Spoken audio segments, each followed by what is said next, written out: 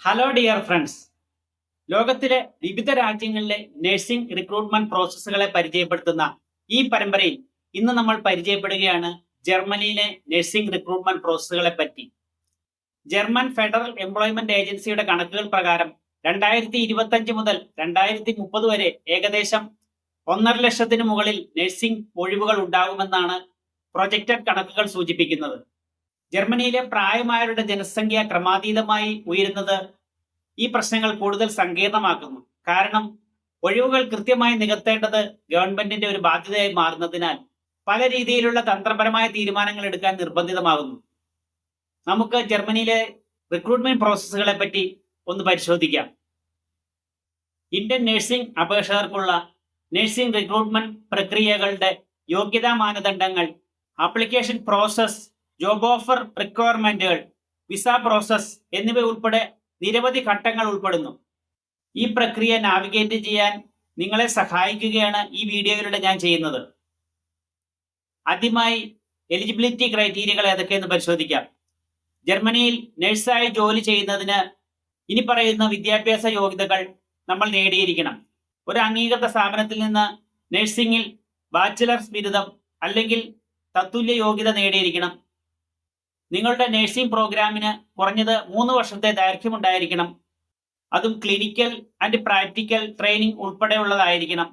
പ്രത്യേകിച്ചും ഇന്ത്യയിൽ നിന്നുള്ള ആപ്ലിക്കന്റ് ആണെന്നുണ്ടെങ്കിൽ ഇന്ത്യൻ നഴ്സിംഗ് രജിസ്ട്രേഷൻ കൗൺസിലിന്റെ അംഗീകാരം ആവശ്യമാണ്. അല്ലെങ്കിൽ ബന്ധപ്പെട്ട സംസ്ഥാനത്തെ നഴ്സിംഗ് കൗൺസിൽ രജിസ്റ്റർ ചെയ്തിരിക്കണം. ലാംഗ്വേജ് പ്രൊഫഷൻസി ലെവലുകൾ ഏതൊക്കെയെന്ന് പരിശോധിക്കാം. ഒരു നഴ്സിന് ജർമ്മനിയിലെ രോഗികളുമായും സഹപ്രവർത്തകരുമായും ജർമ്മൻ ഭാഷയിൽ ആശയവിനിമയം ആവശ്യമുള്ളതിനാൽ ജർമ്മൻ ഭാഷാ പ്രാവീണ്യം അനിവാര്യമാണ്. ആപ്ലിക്കേഷൻ പ്രോസസ്സിന്റെ പ്രൈമറി ലെവലിൽ B1 ലെവലും വിസ അപേക്ഷിക്കുന്ന അവസരത്തിൽ B2 ലെവലും പാസ്സാവേണ്ടതായിട്ടുണ്ട്.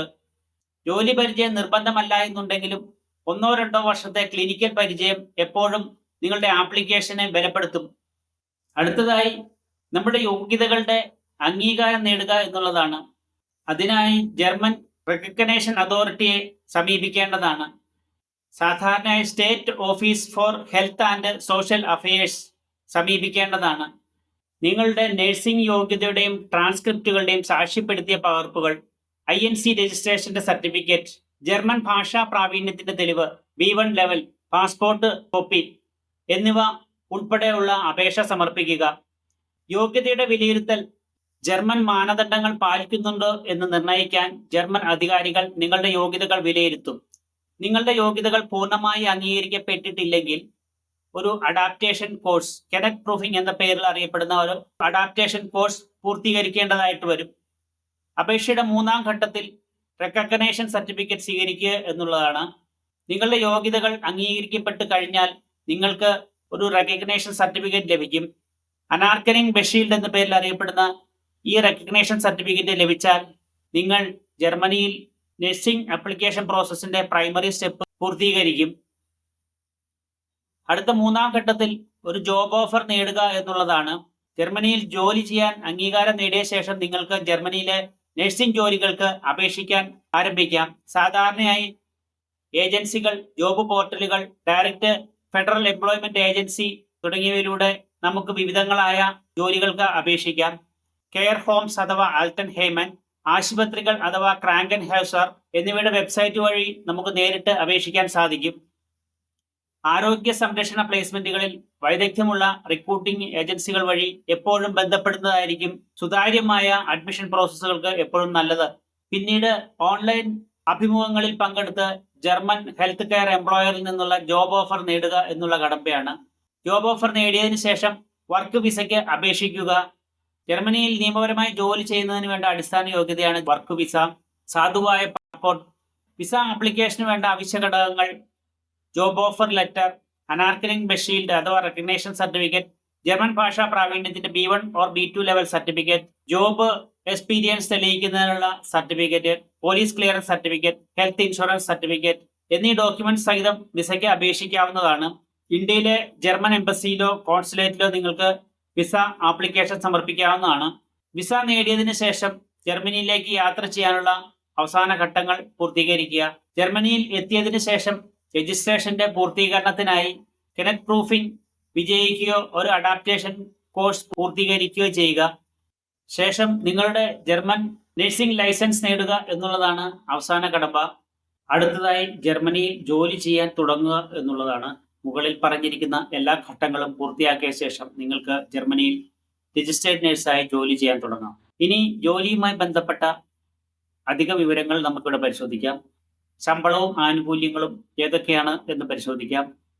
കെയർ ഹോമുകൾ അഥവാ ആർട്ട് ആൻഡ് ഹെയിംസിനകത്ത് അസിസ്റ്റന്റ് നഴ്സിന് പ്രതിമാസം 2700 മുതൽ 2800 യൂറോ വരെയായിരിക്കും ശമ്പളമായി ലഭിക്കാൻ സാധ്യത. രജിസ്റ്റർ ചെയ്ത നഴ്സിന് പ്രതിമാസം 3400 യൂറോ ആയിരിക്കും സാധാരണയായി ശമ്പളമായി ലഭിക്കുക. ഇനി ആശുപത്രികളിൽ ജോലി ചെയ്യുന്ന നഴ്സുമാർക്ക് അസിസ്റ്റന്റ് നഴ്സിന് പ്രതിമാസം 2300 മുതൽ 2400 യൂറോ വരെ ആയിരിക്കും സാലറി. രജിസ്റ്റേർഡ് നഴ്സ് ആയിട്ടുള്ളവർക്ക് 3200 യൂറോയും. ഇനി നികുതിയും സമ്പാദ്യവുമായി ബന്ധപ്പെട്ട ഏതാനും ചില കാര്യങ്ങൾ കൂടി നമുക്കിവിടെ പരിശോധിക്കാം. ഈ ഒറ്റയ്ക്ക് പോകുന്ന ഒരു നഴ്സിനെ സംബന്ധിച്ച്, അതായത് ഡിപ്പെൻഡന്റ് ഇല്ലാതെ ഒറ്റയ്ക്ക് പോകുന്ന ഒരു നഴ്സിനെ സംബന്ധിച്ച് ഏകദേശം 30 മുതൽ 32% വരെയായിരിക്കും ടാക്സ് ആയി വരുന്നത്.